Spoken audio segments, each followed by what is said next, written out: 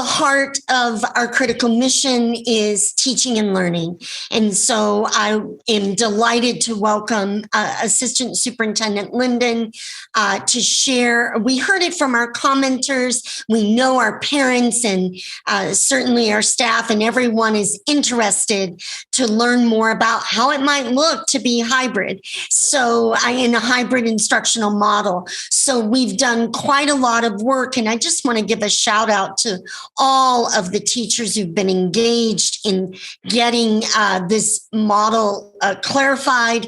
And so you'll see that this evening. And then Ms. Linden, I'll take it back and share a little intro on special education, because we have some definite information and statements that we want to share on that this evening as well. So we'll do this in a two-part process, hybrid teaching and learning. And we're focusing in on elementary.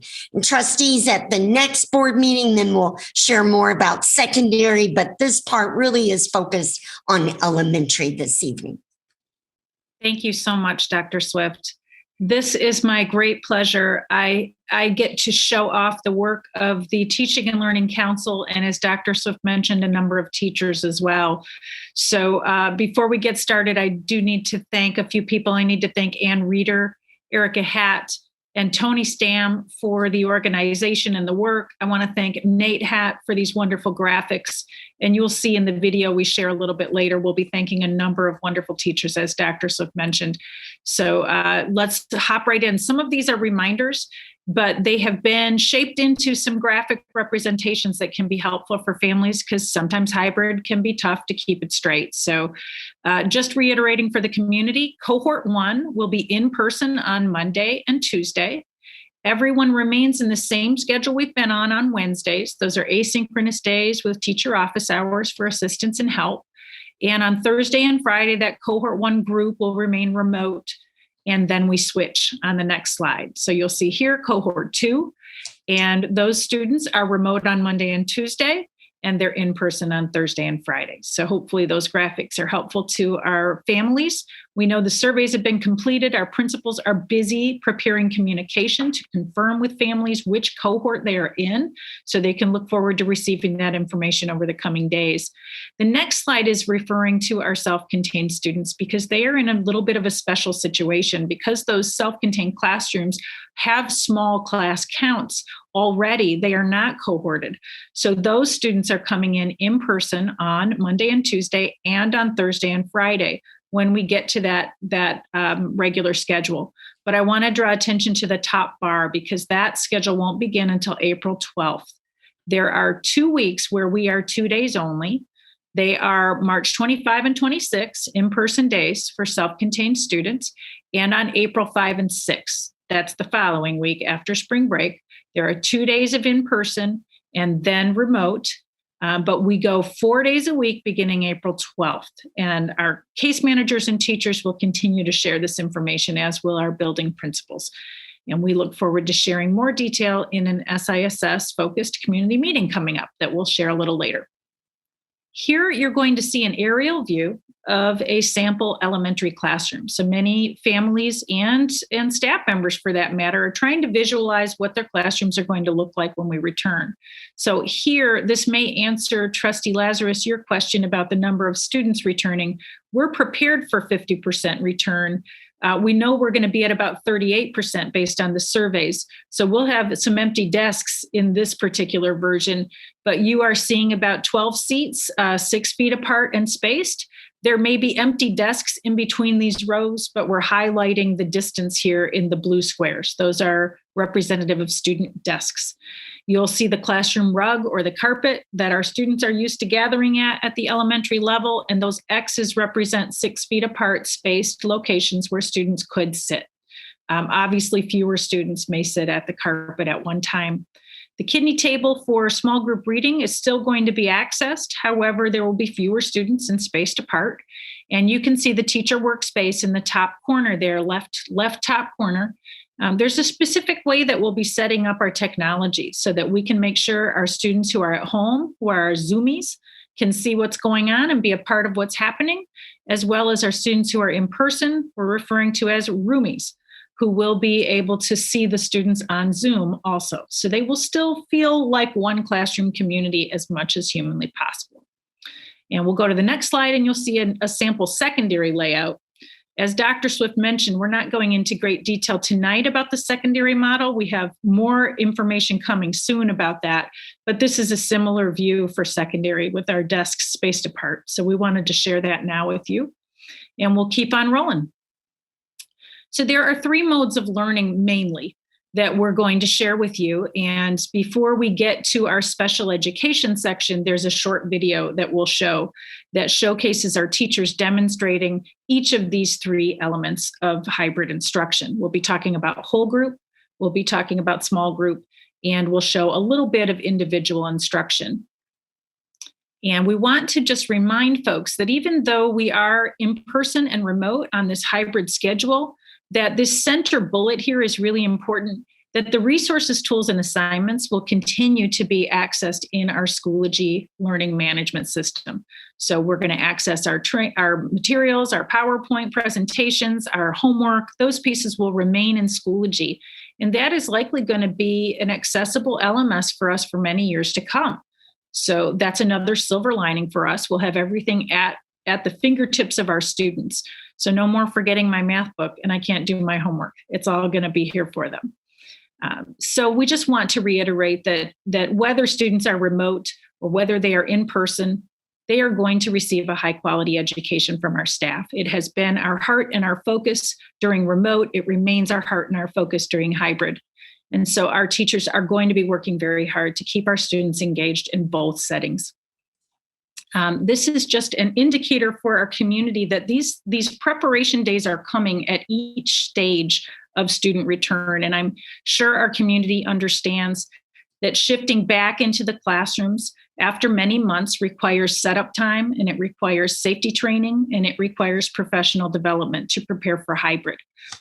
So we need to let our community know that there will be 3 days that our staff will be participating in professional development, safety, and classroom prep. One of those days is a Wednesday that is typically an asynchronous day for students anyway, but we want staff and families to all know that those stages of return will be 3 days of asynchronous learning. There will still be robust lessons posted. There will be activities and exciting things for students to do, but the teachers will need to be participating in development and setting up those classrooms safely for student return at those times. And we will keep reiterating that. This isn't the last time our community will see it, but we wanted to make sure we shared that tonight. So here we have a video. We're very excited to showcase this one. It is literally hot off the press tonight at about 5 o'clock. So here we go, our premiere of what will hybrid instruction look like at the elementary level.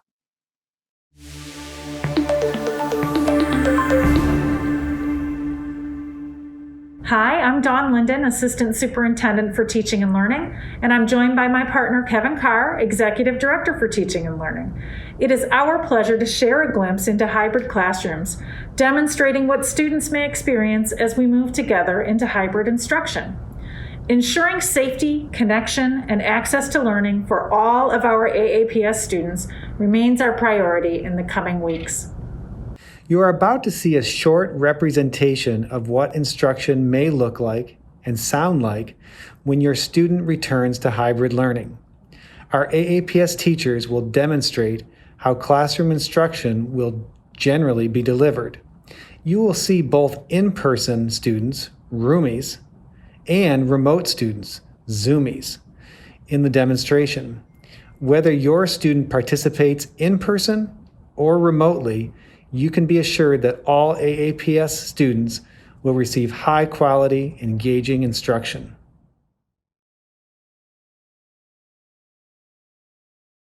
I'm Ann Reeder, and I'm the Instructional Technology Consultant for the Ann Arbor Public Schools. The Teaching and Learning Council has been hard at work planning for hybrid, and we're excited to showcase our vision, specifically how teachers will deliver instruction and the technology they will use to do so. Let's talk through the classroom layout first. You can see that classroom seating is spaced in a socially distanced fashion. Carpets can be utilized to allow for flexible seating, with students assigned spots for safety purposes. The teacher workspace is located near the hub, which connects the laptop to the projector and sound field systems. Small group work can be conducted at a kidney or other small table in the room. AAPS will provide a set of headphones with a boom mic to each student, which will stay in the classroom for durability. Personalized student materials are stored in bins for easy access. We will utilize the teacher laptop, Ladybug document camera, the built-in sound field system, and the projector whiteboard setup to maximize instruction. With the technologies we have available, our focus will be to maintain the connection between our roomies and Zoomies. The laptop connects to the projector and to the Zoomies. Teachers can choose to set up the projector whiteboard as an extended display, which treats it as a second monitor. This allows more flexibility when delivering content to students in multiple locations. The Ladybug doubles as both a document camera for direct instruction, but also as a tool to help showcase the classroom and allow for direct communication between roomies and Zoomies. The built-in sound field system enables Zoomies to hear the instructor through the teacher microphone and the roomies to hear the Zoomies through the built-in classroom speakers. We envision 3 types of instruction occurring throughout the day for both roomies and Zoomies: whole group, small group, and individual instruction. In whole group instruction, the purpose is to deliver content to students that they will use in supported and independent work. The lesson is centered around a grade level learning standard and accesses or builds upon a student's background knowledge. In the whole group model, information is projected and visually represented in multiple ways. Roomies and Zoomies are in attendance, and opportunities for interaction are purposeful. Small group instruction allows teachers to provide real-time coaching, support, and feedback to small groups of students in mastery of skills. It can occur with just roomies, just Zoomies, or both roomies and Zoomies. In all instances, students are given opportunities to practice and apply skills learned in the whole group micro-lesson. This is their time to ask questions and receive feedback they can apply instantly. Individual instruction also allows teachers the opportunity to provide coaching, support, and feedback to individual students and occurs in a variety of ways. It can occur in person while the teacher circulates the room. It can occur in person at the small group table, or it can occur over Zoom in breakout rooms. We'd like to thank teachers Tiara Jackson, Hannah Sturgis, Casey Hilton, Maria DeRocha, Caroline Semra, Katie Talmadge, Laura Kind, Elizabeth Paddock, Erica Check, Jessica Luck, and Sarah Shemansky, as well as members of our Teaching and Learning Council. Special thanks to Ann Reeder, Erica Hatt, Tony Stam, and Nate Hatt for all of their work on graphics and scripting and setting up our videos today. We hope this sneak peek into hybrid classroom learning is helpful to you as you make choices for your family and throughout the coming weeks. As always, we invite you to contact your child's teacher and principal if you have any questions, and we are sending you all our very best. Thank you.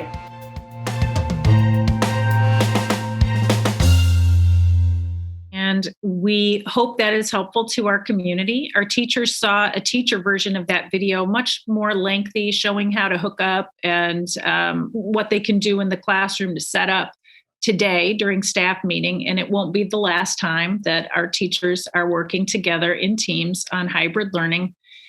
We're already hearing good feedback about it, and we will continue to support both our families and our teachers in working in the hybrid situation as best we can. So if it's okay, President Johnson, we'll just move through both of these and then pause. Okay, good. Trustees, you have heard me say 100 times since a year ago that we have had our attention on the particular challenges faced by our students with special needs and by our families and parents of students with special needs, those with an IEP, those with a 504, and of course, the many other groups of students who have learning differences and learning challenges. We have said throughout this past year that when it came time to return, that we would commit ourselves to do more upon return, understanding that there were understandable gaps during the previous school year. So we are now excited to move forward in living that value and ensuring that our students and our parents and families of students with special needs have the information and everything they need to make their decision about this last quarter of the school year. You could see from the analysis of our student enrollment in elementary school that we do have a significant number of students with special needs choosing to return this quarter to hybrid in-school learning. We look forward to the transition, and we know that our parents will have lots of questions.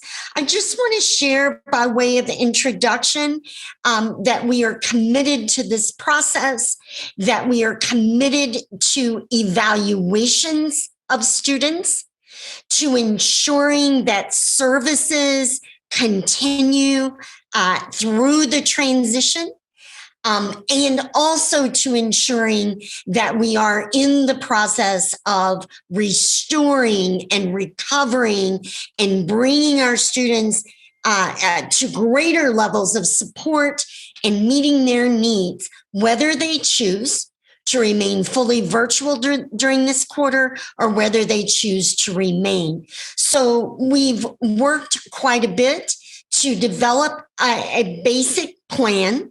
I'm asking Dr. Fedician and Ms. Linden to go through the fundamental components of that plan. And then we will be in information sessions next week. We're calling those family information systems.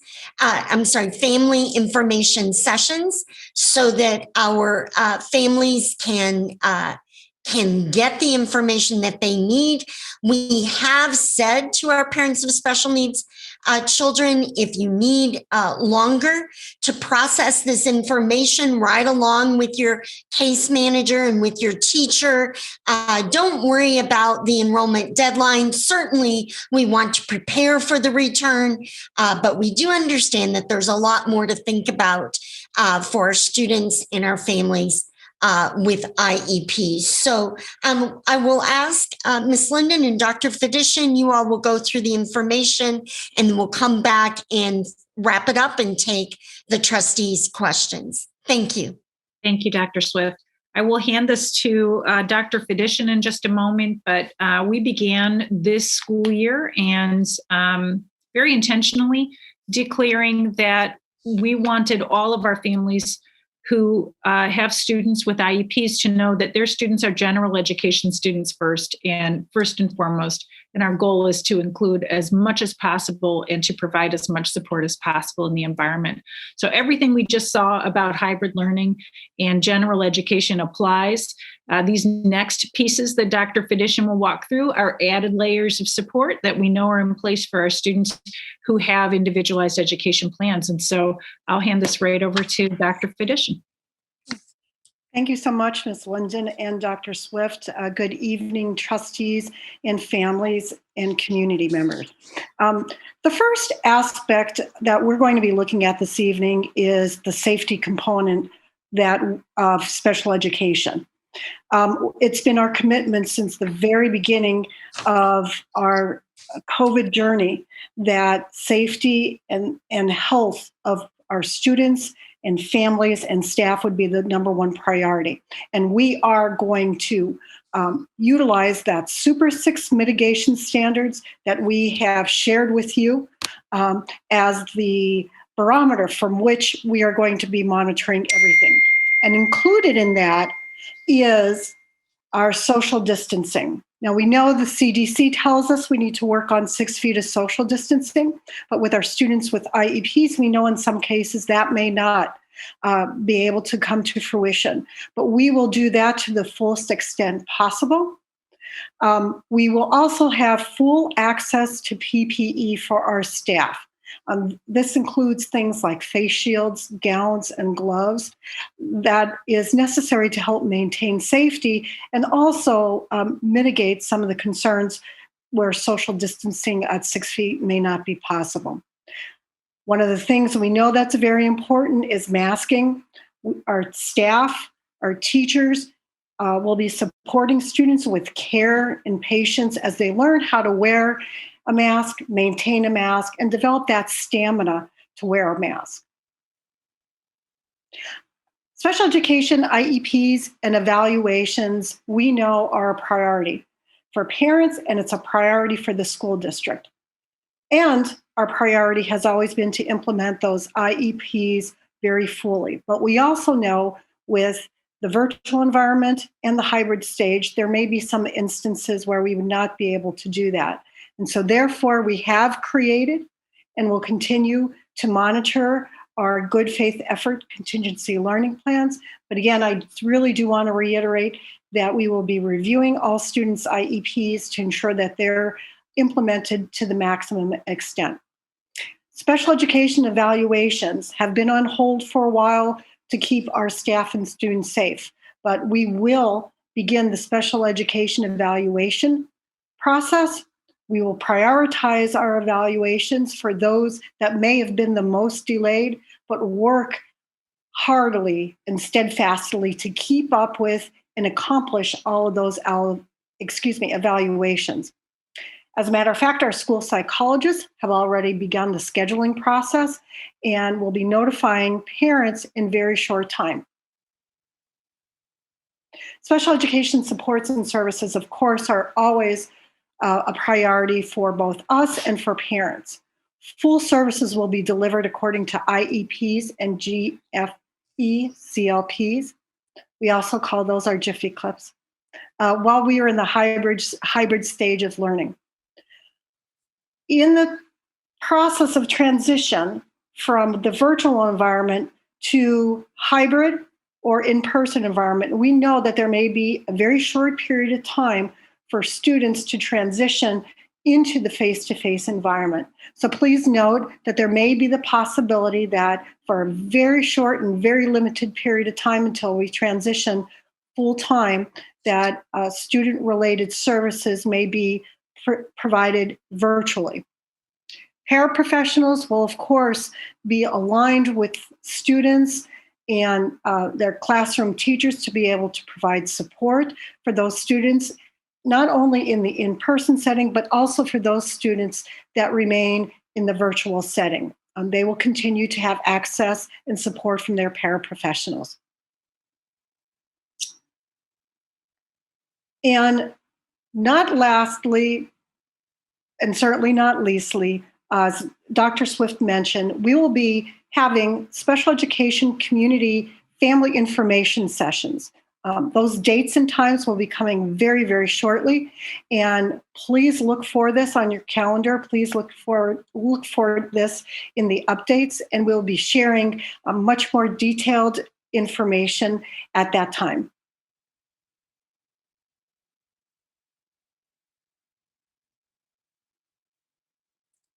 Very good. I just want to share that we've had this commitment for the previous year, and in so many ways during COVID, our strategies that we traditionally have used have been limited. We understand that this COVID time has been hard on everyone, and I believe it's been especially challenging for our parents of students with specialized learning needs.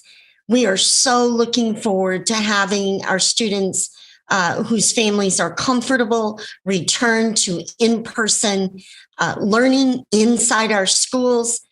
We are so excited to wrap around our students with those support services, the supports for teaching and learning, the support in the way of services, the evaluations, which will begin in just a few days, in face-to-face environment. This is a significant step. So we understand that we want to do this as consistently and smoothly as possible. So as we transition the child into in-school, in order to prevent any disruption of services, they may be provided virtually for a period of time until we realign those schedules based on exactly which students are choosing to return face-to-face and which students are choosing to remain virtual.